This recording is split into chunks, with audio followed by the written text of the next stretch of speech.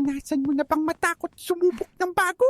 Tulad ng pag-aaral mag-gitara o pagsali sa isang school club para kang isang sim na may tense moodlet, di ba? Yung pakiramdam na baka magkamali ka at pagtawanan ng iba.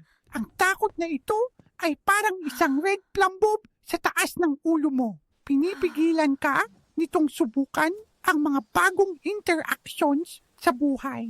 Pero alam mo ba, ang bawat pagkakamali ay hindi game over. Ito ay parang isang skill point na nakatago. Isipin mo yung sim mo na nasunugan ng kusina sa unang attempt magluto.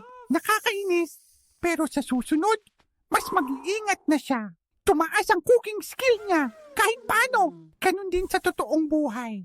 Sa bawat maling sagot sa quiz, may natututunan kang bagong lesson. Sa bawat sintunadong kanta, nahahasa ang pandinig mo. Ang kailangan lang ay paghuwi ng ating mindset. Palitan natin ang takot akong magkamali, moodlet, ng isang handa akong matuto, positive moodlet.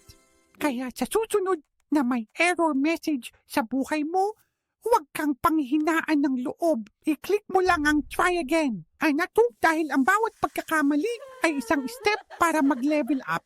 Sige na, Sim Girl, i-build mo na ang best version mo.